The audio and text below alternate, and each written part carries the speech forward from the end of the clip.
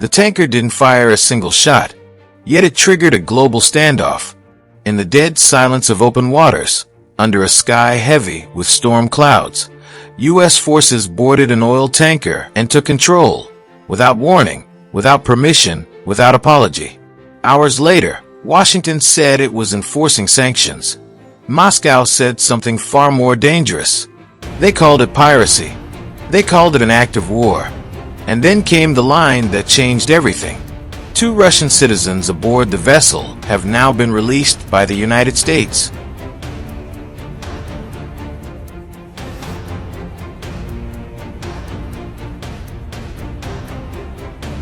But here's the question no one is asking loudly enough. If nothing illegal happened, why were they detained in the first place? This wasn't a chase. This wasn't a warning.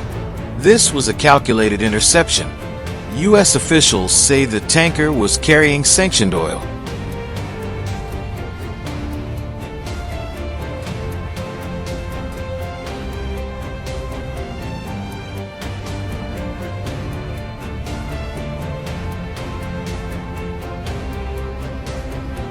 Violating international restrictions.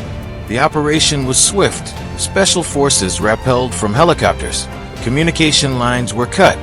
The bridge was secured. No explosions. No gunfire.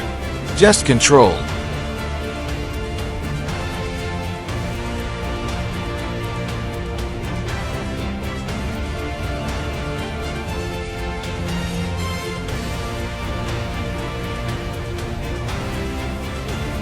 But here's the question. Since when does enforcing sanctions on open seas bypass international courts? Because from Moscow's point of view, this wasn't law enforcement. It was humiliation. Russia immediately claimed the tanker was legally operated, sailing under international norms, and most importantly, had Russian nationals on board.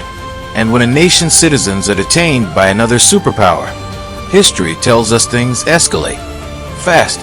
Who were these 2 Russian citizens?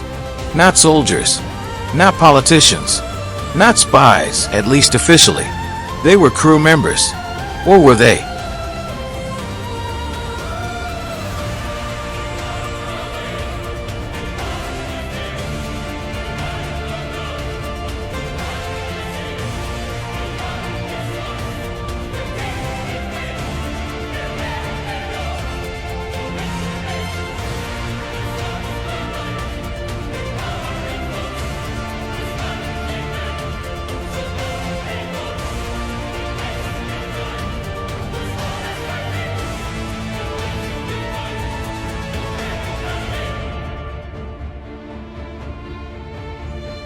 Russia says they were unlawfully detained. The U.S. says they were questioned and released. But if this was routine, why was their release announced so carefully, so strategically? Ask yourself, do superpowers make press statements over routine questioning? Or was this about sending a message?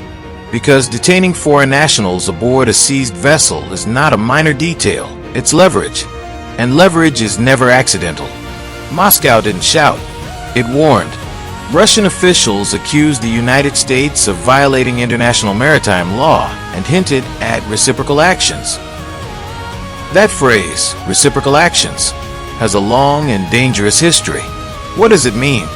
More seizures? More detentions? Or something far worse? Because here's the uncomfortable truth. If Russia decides to mirror U.S. behavior, whose ships become targets next? And in a world where oil routes are arteries of the global economy, even a small disruption sends shockwaves everywhere. This isn't just about oil. And it's definitely not just about 2 men. This tanker represents something far bigger. Control over global trade routes. The U.S. believes sanctions work only if enforced aggressively. Russia believes enforcement without consent is domination. So ask yourself, who decides the rules on international waters?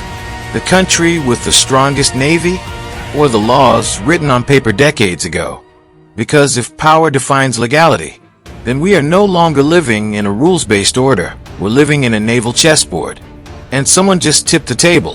When the U.S. announced the release of the 2 Russian citizens, headlines framed it as de-escalation. But was it? Or was it tactical damage control? Because notice what didn't happen. The tanker wasn't returned. The seizure wasn't reversed. The policy didn't change. Only the people were released. So ask yourself this. Was the release a gesture of goodwill or a signal that the real confrontation is still coming? In geopolitics, concessions are rarely free. They are investments. This incident sets a precedent, and precedents don't stay isolated. If the U.S. can seize tankers enforcing sanctions, can Russia do the same under its own laws? Can China? Can Iran? And suddenly the oceans don't belong to everyone. They belong to whoever dares first. Think about this. How long before commercial shipping becomes a battlefield without bullets? Because once trust disappears from global trade, insurance collapses, prices explode, and economies bleed. All without a single missile launched. Russia hasn't forgotten. The U.S. hasn't apologized. Both sides are watching. The next tanker, the next boarding, the next routine enforcement. So here's the question that should keep you awake tonight. Are we witnessing the quiet beginning of a new kind of maritime Cold War? One where ships replace soldiers, sanctions replace bombs, and detentions replace declarations. Because history rarely announces itself with explosions. Sometimes it whispers from the deck of a seized ship. The last question. 2 men were released, but the message wasn't. Power was tested, lines were crossed, and the sea remembers. So the real question isn't why they were released. The real question is this. Who will be next when the law of the ocean is written by force instead of ink? Follow for more stories where power, politics, and truth collide, because the next flashpoint may already be moving across the sea.